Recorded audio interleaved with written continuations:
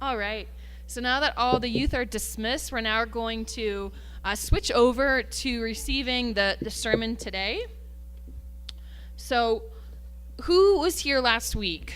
Anybody was here last week? What was the sermon all about last week? Fighting for your family, creating awesome families, right? It was the second part to Rick Warren's sermon around creating awesome families. And 2 weeks ago I was here emceeing, and that was the first two of his 4 points, right? The first point was awesome families have to play, right? The second one was awesome families have to grow.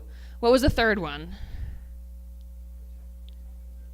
Protection. And the fourth one, I wasn't here, so. And serve the Lord, right? So if you're interested on what makes families awesome, check out our email. We have all of the videos recorded there. Pastor Mike is always learning and growing. We're so lucky to have a pastor that's humble enough to be always learning and growing. And when we think about, what's going to be next, we have an upcoming new sermon series all about really passing your faith forward, right? How do you pass your traditions onto your children, or even your extended family, onto your neighbors or your cousins or your nieces and nephews, right? When you think about the Bible, right, one of the most common stories of the Bible is the prodigal son, right? And that phrase isn't done. It's the prodigal son returns. And Pastor Mike has really been quite intentional about reading books and research around what does it take for our prodigal children in our church or our movement, or however you want to define us, to come back. And how can we create hearts and minds and love in our family and our community to pass our traditions forward? And as a second-gen member of our church, I always think about how am I interpreting the actual Word of God, whether that's in the Bible or the divine principle, whether that's what my parents taught me or what, my uncle and aunt, taught me in the audience. So that's going to really be what Pastor Mike's going to be speaking about, the path of the prodigal son and how do we pass our faith forward to the next generation. And I think each and every person in the audience plays a role in that, even if you are a parent or not. So now we're going to have an offering video. So take a moment, meditate on that. Think about where you're at, maybe what you're struggling with, what's in your heart, so that we can really hear the Word of God through our Pastor Mike. So now we're going to be playing the offering video now. So take a moment to reflect on that. Thank you very much. And then Pastor Mike's going to come up and share a sermon today.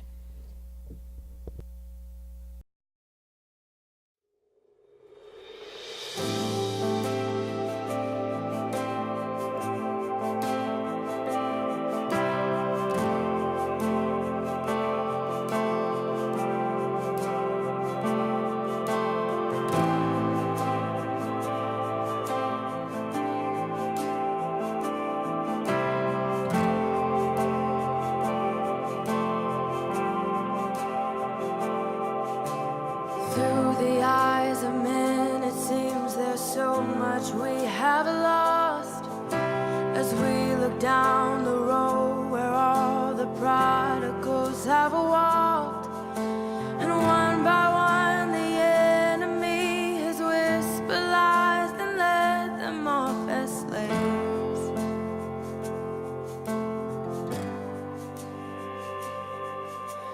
But we know that you are God, yours is the victory.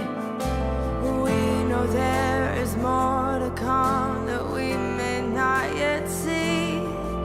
So with the faith you've given us, we'll step into the valley unafraid. Yeah.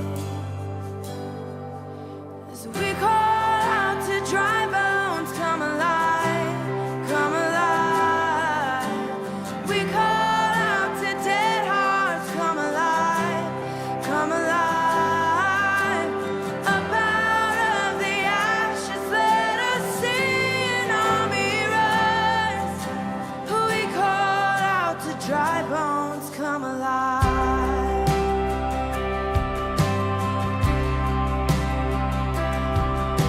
Oh God of endless mercy, God of unrelenting love, rescue every daughter, bring us back the wayward son, and by your spirit breathe upon them, show the world that you alone can save. You alone can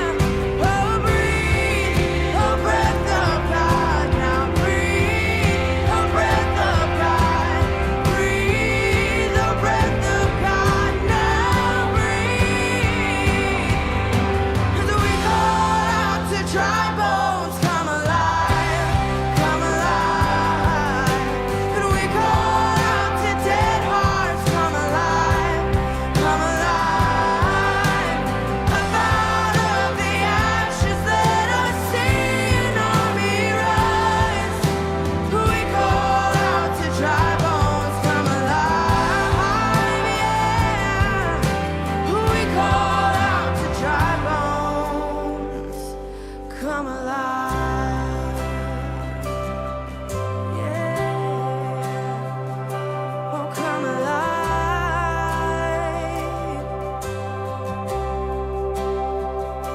Oh, come alive.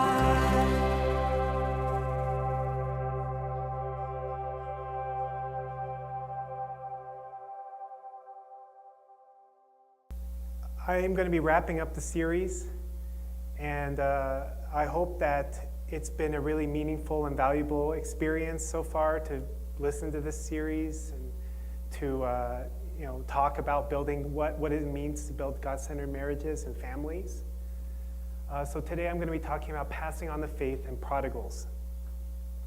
I want to spend just a few minutes just recapping some of the previous messages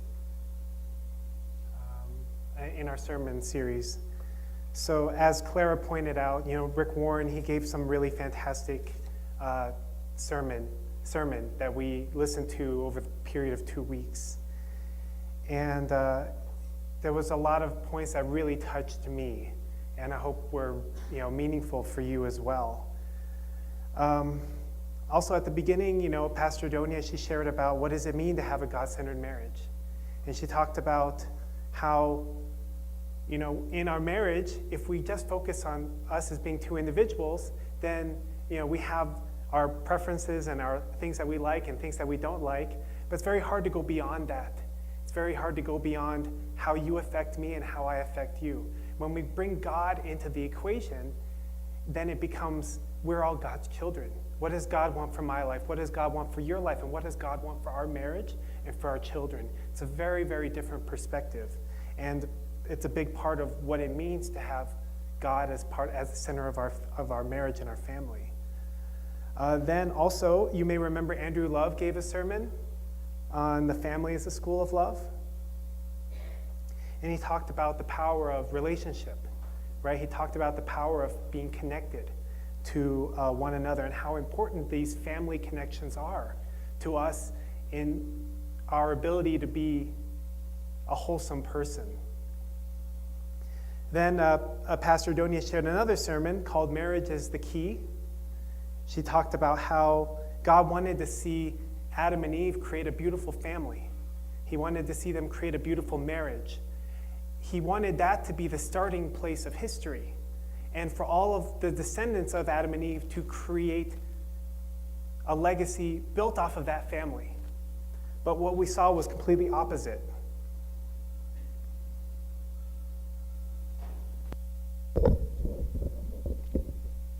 And that when we are building our families and we are building our marriages and trying to create God-centered marriages, then we have to remember that we're actually recreating, we're trying to accomplish what God wanted to see happen from the very beginning. So I don't know about you, but I really have gained a lot out of these messages. I hope that you've gained something and that it's been valuable for you.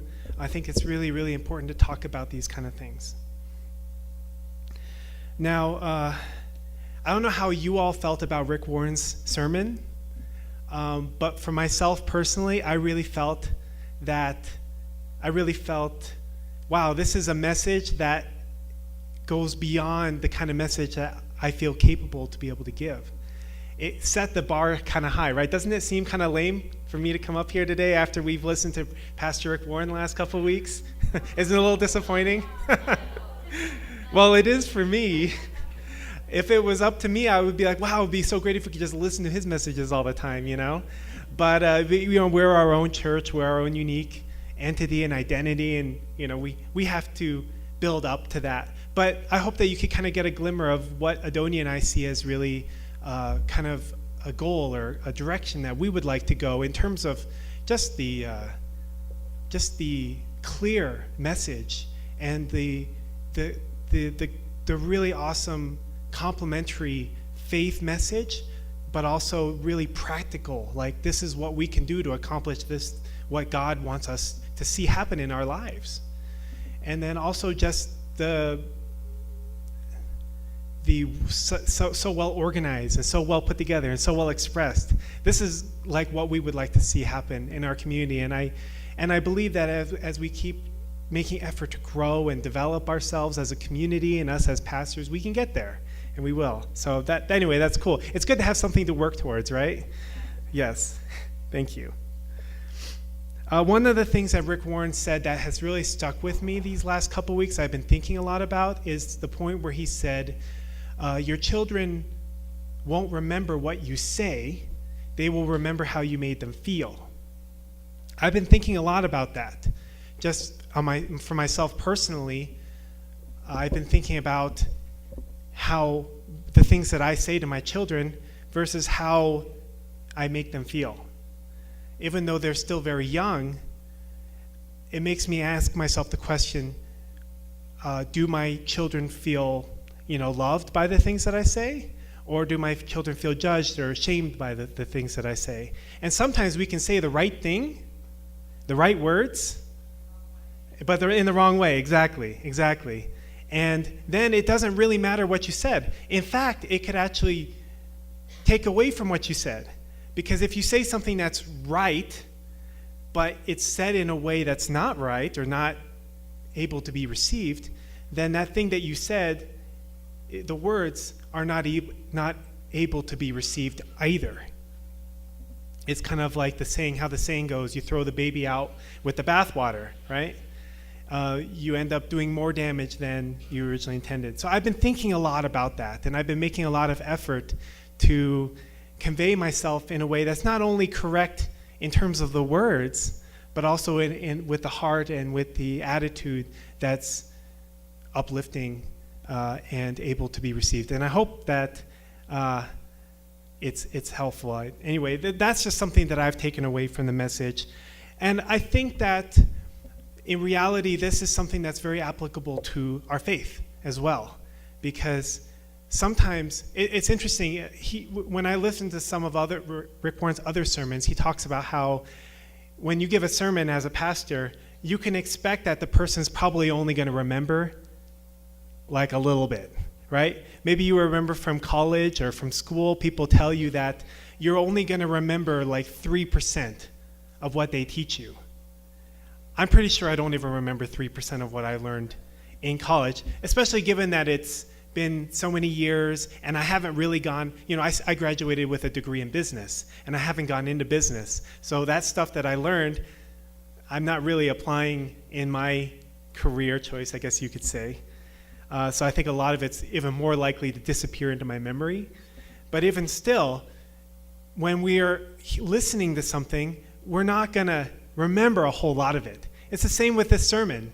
Many of you who've been coming to this church for many years, if you try to remember back and to all the sermons you heard and all the talks you heard, how much actual literal words do you remember? Probably not a whole lot. You might remember little clips and little phrases here and there. But I bet you remember how that message made you feel at the end, or how that speaker made you feel, or how your parent made you feel in that experience. You remember the impact that it had on you. You remember the experience, the way you experienced it in that moment. These are the things that stick with us. And I'm not saying that words aren't important, because I believe that they are, but I'm saying that maybe perhaps more important than the words is what is experienced in that moment. But this is really important when we consider about how we're passing on what's important to us.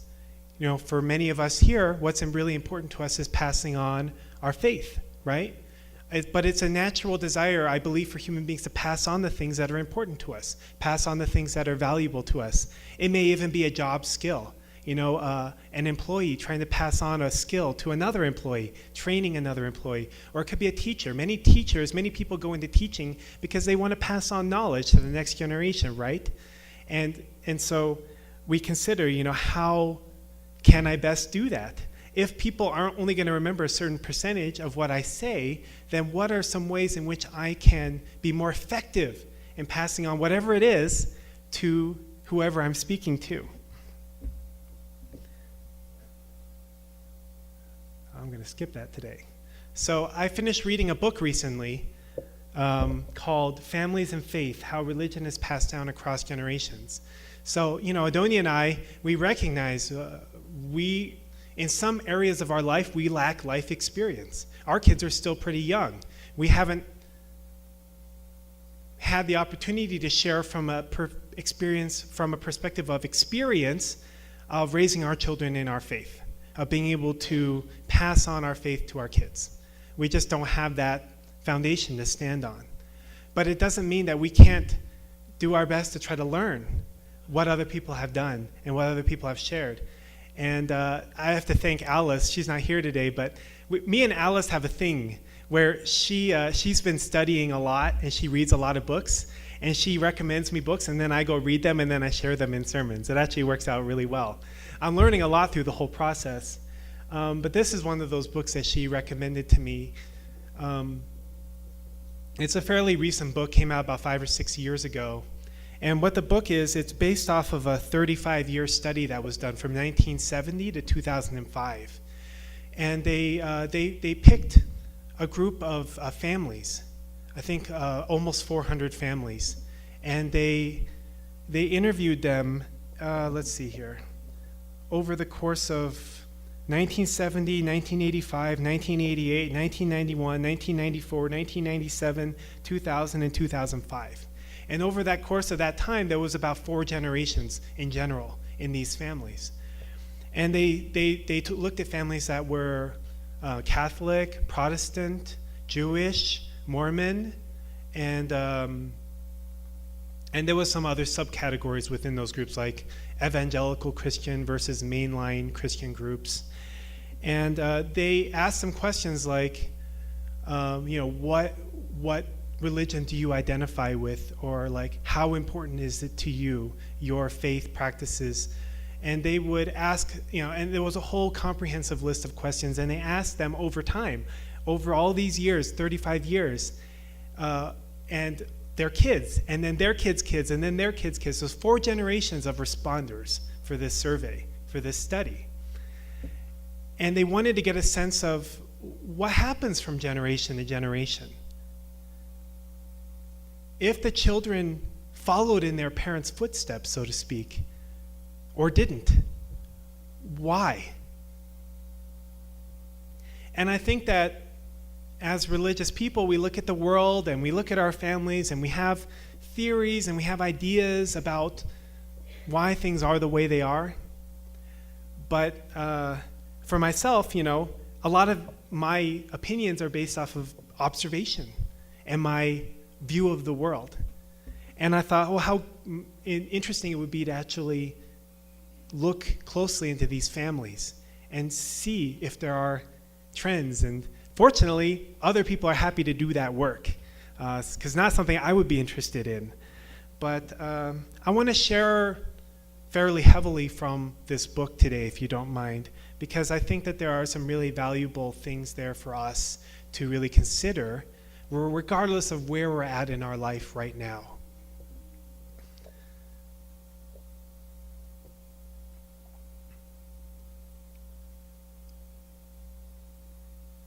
So I'm going to go through some points that kind of summarize the findings of this study.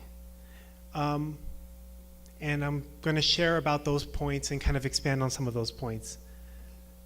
So first of all, the first point that they concluded when they studied all these families, there was over 3,500 people that they studied over the course of these 4 generations in 35 years. And this included people who grew up in the Great Depression. This includes millennials. This includes people who grew up basically this long span of time. And when they looked at families where the parents were able to successfully transmit their faith to their kids, the number one aspect that they saw in that family relationship was that parental warmth is the key to transmission. So I'm going to read a little excerpt from the book here. They say, again and again, we see that warm and supportive intergenerational relationships enhance the role modeling of parents. Although similarities between parents and children are obviously related to other factors, a close parent-child relationship may be the single best explanation for high intergenerational continuity of non-religious beliefs. So you may wonder, why does that say non-religious beliefs?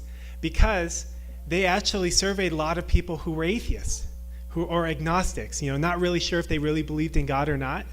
And they found that actually the same things that caused religious beliefs to transmit from one generation to another seem to explain the reason why atheistic beliefs could translate from one generation to another. So this is actually specifically talking about like families where there was like generations of atheists. It's kind of interesting, I thought. Because normally we don't necessarily think of atheism as like religious beliefs, right? Okay.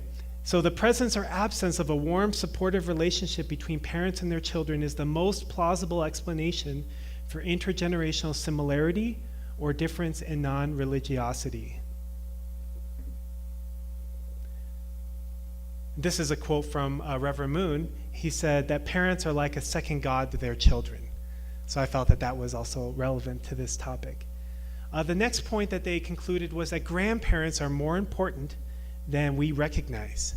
So one of the values of doing this study was to be able to see how much the grandparents and the great-grandparents in many cases would influence the kids. Sometimes they saw situations where, for example, their kids rejected the parents' religion, but then the grandparents were such an influence in the kid's life, the grandkid's life, that they kind of skipped a generation, so to speak.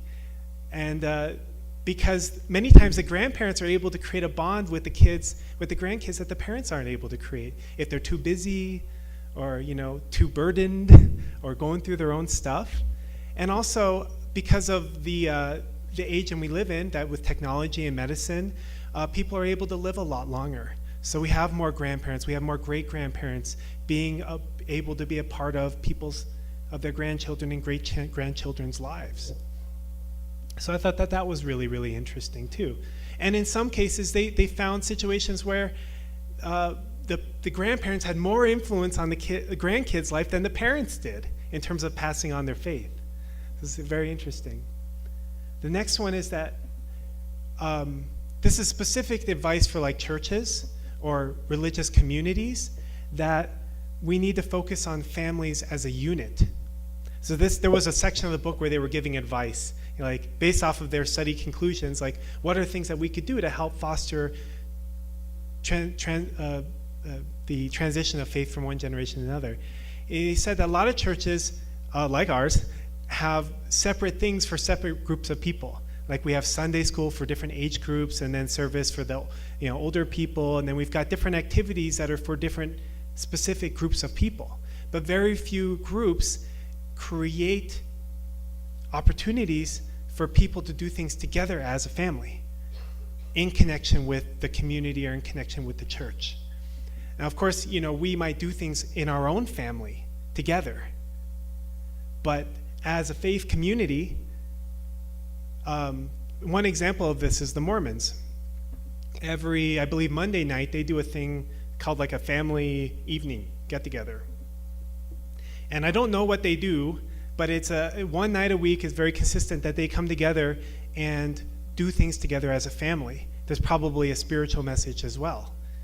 And the Mormons also have one of the highest transmissions of religion from one generation to another. It's like 7 out of 10. Even at this time, 7 out of 10 kids who grow up in the Mormon faith will adopt the faith of their parents.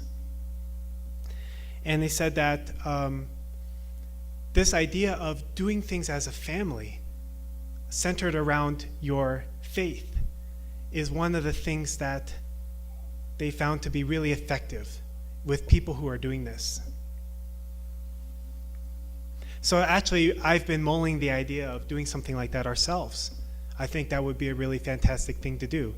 Once a week, we come together and we have a message, we have board games, fun things for all families to do together, and that is just the thing that you do that night. Maybe a Friday night, stay up a little bit late, something like that. I would really, really like to do that. So if you would like to help, let me know. Okay, the next one is the younger generation does grow up. yeah. Anyway, doesn't need a whole lot of explanation, but I think that sometimes we could worry, they're never going to grow up, or these, especially for people who've kind of walked away from their parents or our parents' faith, we wonder what's going to happen. And one of the things that they found is that actually things do change. People do grow up. People do oftentimes will come back. And I'm going to touch on that a little bit later when I talk about the prodigals.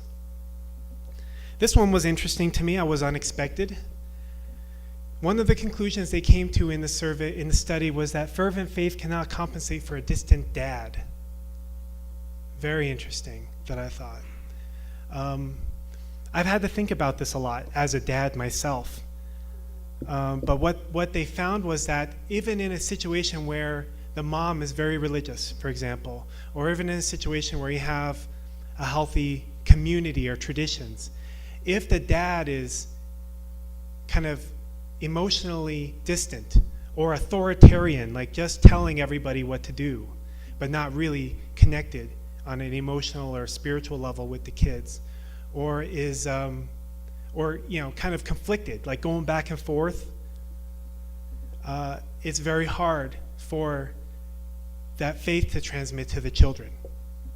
And it's basically just observation. They're not saying, oh yeah, these are bad or anything like that, or dads are the sole reason, but just based on observation, they found that this is often the case. And I was thinking about that a little bit, and I was thinking about how in history, when people think about God, mostly we call God our Father, right? Mostly we call God Heavenly Father. And when we look at God in the Bible, God is not a very feminine, even though we know that God is both man and woman, God is both masculine and feminine, and I think that especially at this time in history, that's becoming more apparent and more to the forefront of our understanding of things. Sure, obviously, if God had created man and woman, and he said it was good, and also when we look at nature, we see male and female, right, everywhere. Sometimes people look at the Bible and they say, oh, well, in the story of Genesis, God took the rib out of the man and gave it to the woman. So woman is like more of an afterthought, or like, a product of man or something. Okay, I get if you want to take the Bible that literally, then yeah, maybe you could think that. But if we look at creation, God was obviously intentionally made male and female. That's just, it wasn't like, oh, he made all the male animals, and then after he decided to take the rib out of the man and make a woman, then he made all the female. It's like, doesn't make any sense, right? So obviously God had a plan to create male and female, and God has the male and female. God has man and woman within him, equally complementary, in harmony. And so, but when we look at the God of the Bible, God doesn't seem like a woman. God doesn't seem like the nurturing spirit. God's more like authoritarian. You do this, or if you disobey my laws, I'm going to destroy you. Kind of like that. Obviously that's not maybe a great example of what we would see in men either, but it's very like, you have to do this and you have to do this way. Seems a little bit more masculine. I don't know, maybe it doesn't make sense, but I think that when we look at God in the Bible, God appears more masculine, and when we think about God, we think of God as our Father. And now we're just now starting to open our perspective and think of God as a mother. And I think that more in the New Testament with the Holy Spirit, that's something that we saw a little bit more of as well. But still, when we think of, I know that when I worked with teenagers at the Blessed Teens Academy for 8 years, some of the people who had the most difficult time to be able to relate with the concept of a loving God, or God as their father or their parent, are people who had difficult relationships with their father. It was very, very difficult to even imagine what a healthy relationship with God would even look like. This is a quote too from our founder, Reverend Moon. He said, this is from his autobiography. He said, during this time I had the realization, the relationship between God and mankind is that of a father and his children, and God is deeply saddened to see their suffering.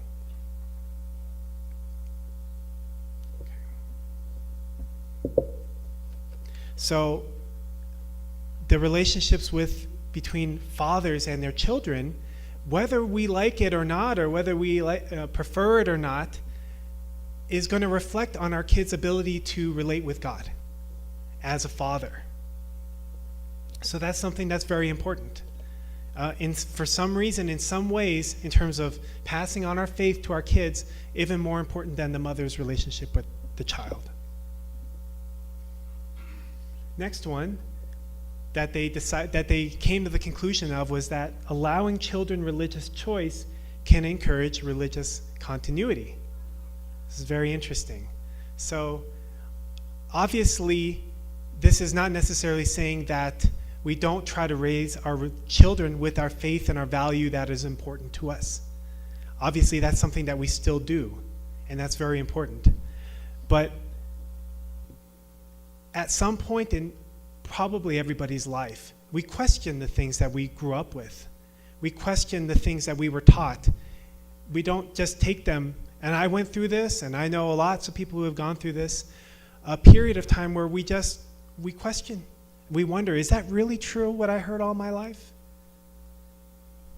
Do I really believe that? Do I really believe it enough to live my life that way? Do I really believe it enough to pass that on to my children? Do I believe it enough to sacrifice for it? That's oftentimes when we really need to answer those questions. And at that time, if our parents and our role models and our faith community is willing to embrace us and accept, okay, I understand where you're at. If you need to do some soul searching, I'll be here for you. Then they said it helps actually for those people to be able to feel like they can be accepted and to be able to come back. Next is that parents have more religious influence than they think. So a lot of people, and I've heard this, and I think I've even said it myself, have the belief that parents are not as big of an influence in terms of passing our faith on to our kids as we used to be. That culture is a bigger influence, or schools are a bigger influence, or their peers are a bigger influence. And it's not that, and those are true. Everything is an influence in our life. But what they found was that parents are just as effective now in passing on their faith to their kids as they were 30 and 40 years ago. But what they did find is that actually a lot of parents have lost their faith in terms of conviction. And what they found was that if we're not convicted in our faith, in what we believe, and we're not putting into practice in our daily life, and we're not modeling it for our families and applying it to our relationships, then the chances of our kids wanting to adopt that faith gets less and less and less.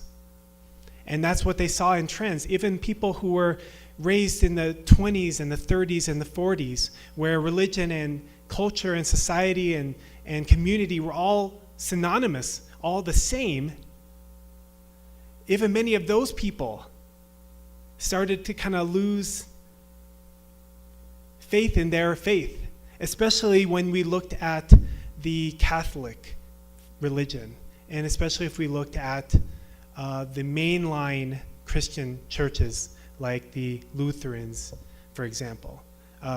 Those were very, very, very prominent.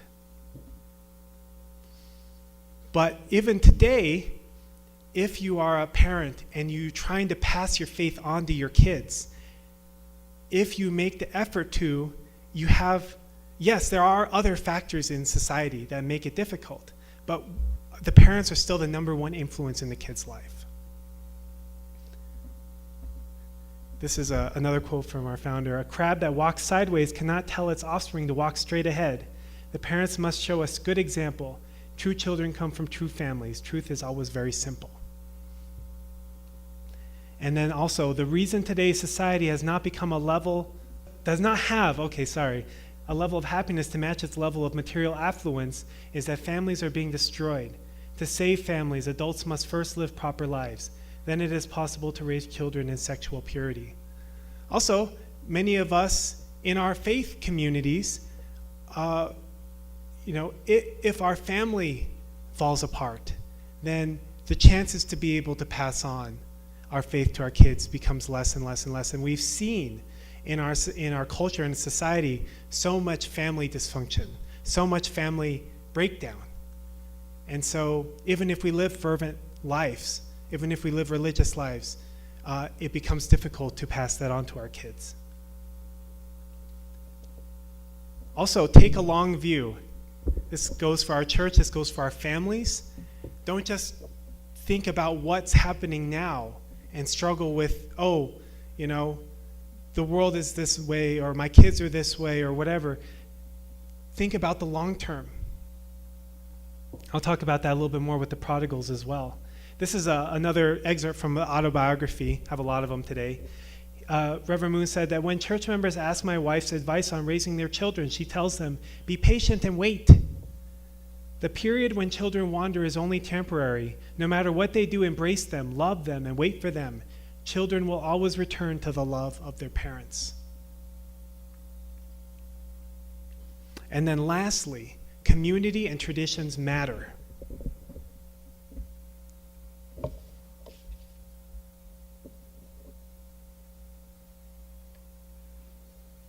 Okay, so this is from that book. In our study, families from these groups, Mormons, evangelicals, Jews, showed the highest rates of religious transmission. We found 3 factors that seem to explain their success in passing on the tradition. This statement, this part I'm about to read probably summarizes the whole book. So if you don't want to read the book, then just pay attention. If you do want to read the book, I'll lend it to you, so just let me know. It's a good book, a little bit dry. First are strong and intentional bonds between family and church and synagogue, in which religious activities are built around family activities, with high family involvement in religious education. So that means that the families are very involved in religious education in their home. Second is an emphasis on parents' role modeling, evidenced in their investment in the tradition and their articulation or sharing of its beliefs. And third is the value given to family solidarity, characterized by warm emotional relationships, frequent family interaction, help, and assistance. There is also a reliance on strong and exclusive bonds within the religious community, exemplified by a prohibition on marriage or perhaps dating outside of the faith. These are 3 things that they observed when they looked at faith communities where they had the strongest ability to transmit their faith from one generation to another generation over the course of 4 generations. These are the things that they found.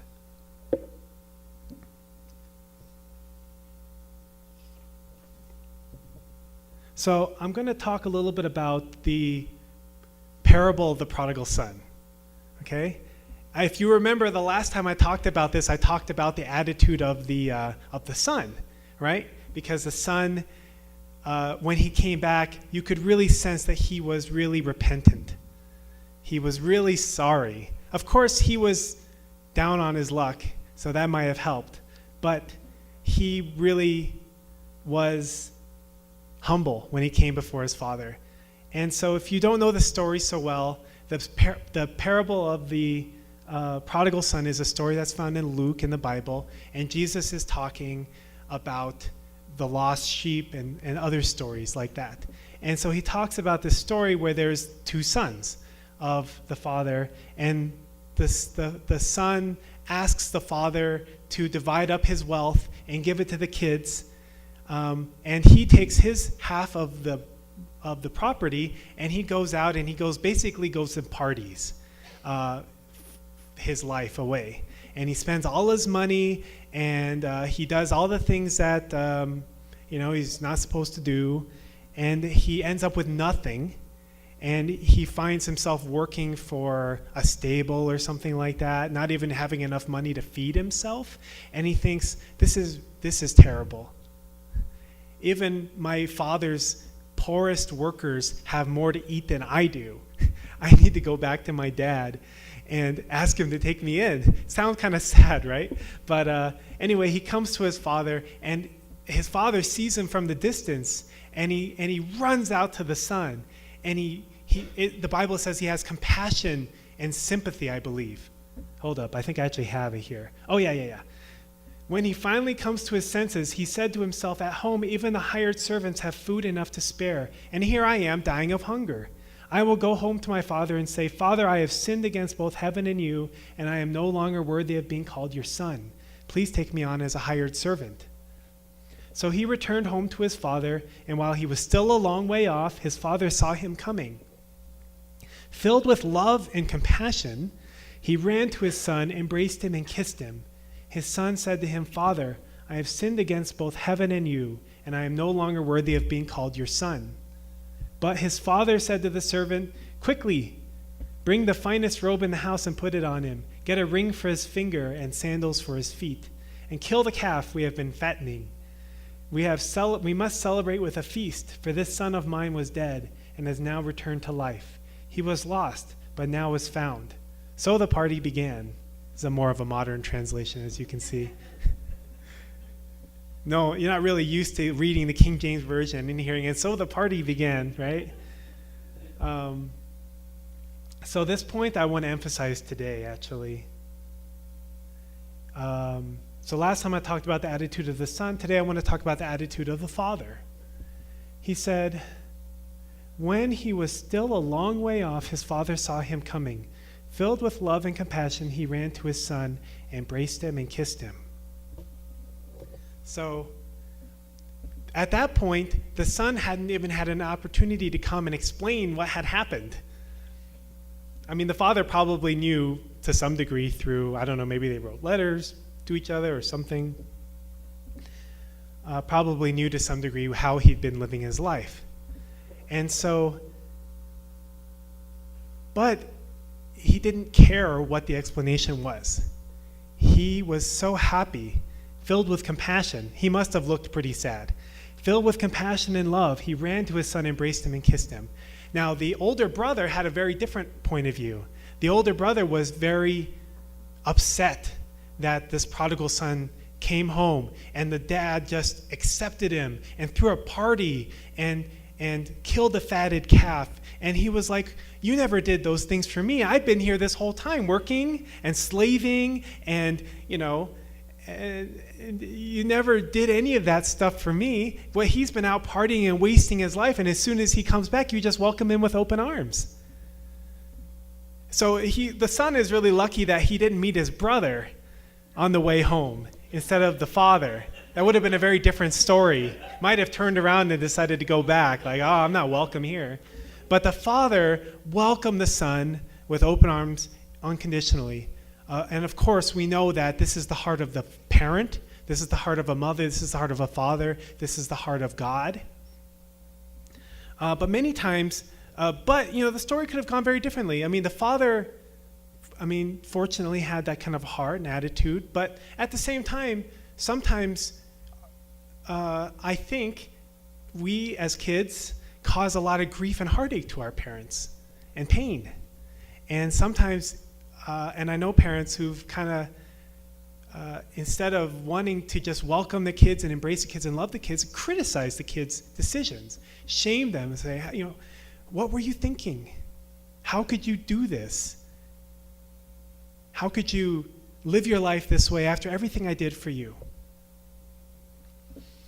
And as we see, as I'm going to talk about this in a minute, that's more of the attitude of the elder son. And that's the kind of heart and mindset that makes it difficult for these prodigals to actually return home. So this is an interesting thing that I found in this book that I was not expecting. It talks about zealots. So zealots is not a word that we hear very often unless you play video games, but this word, zealot, is like kind of a religious fanatic, right? Somebody who, oftentimes a convert, and is just so excited by what they found that they just really like pour their whole life into it. And one of the things they found in the book is this. We found it interesting that when the zealots in our sample themselves became parents, they often produced rebel children who sought a different faith from their fervently religious parents, or who simply dropped out of religion. That is, many of the zealot converts were unable to transfer their strong faith and devotion to their children. The prodigals in our sample were rebels who later came back to their family religion. In almost every case, we found that their parents had been patient and supportive, and perhaps more tolerant and open than they had been before the prodigal's departure. Let's see here. Don't give up on prodigals. I know many prodigals, so this is a very meaningful topic for me. Devout parents are often devastated to find that their children have become religious rebels. Young adults who have rejected their parents' religious tradition and converted to another religion or dropped out altogether. But one implication of our study is this: many prodigals do return. In our sample, the religious rebels who returned to the fold had parents who waited, were open and accepting, and did not push.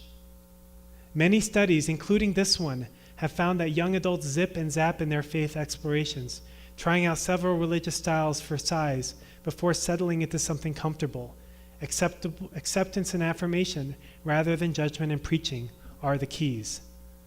So I think that one of the things that I found interesting about this study was that they were actually able to see all the prodigals, like what happened, what helped them to come back, what made it difficult for them to actually come back.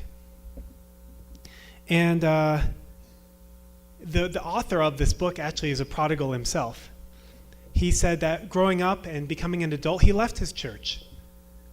But then he came back to it again in his midlife.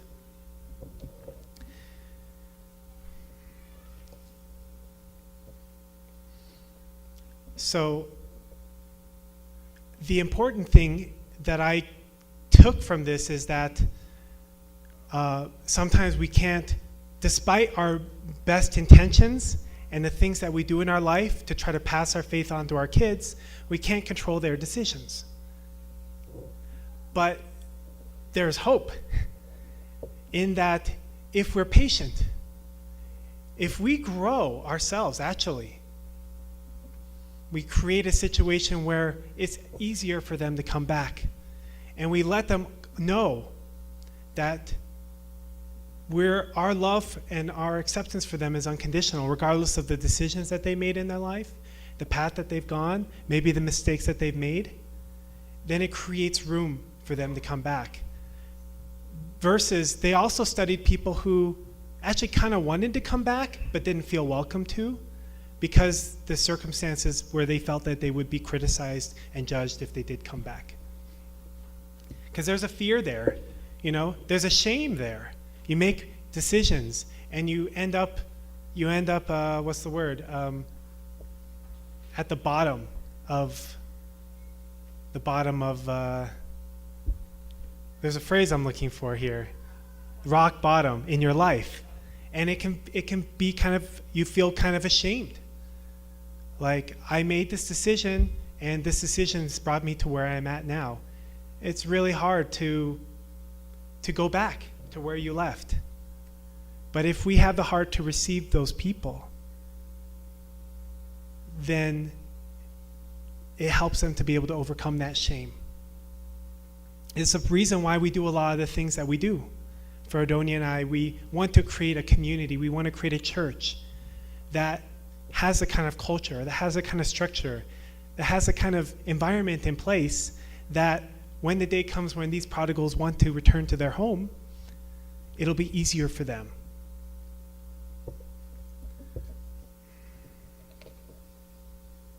So no matter where we're at, whether we have prodigals, whether we are prodigals, whether we're raising children, or just working on our families.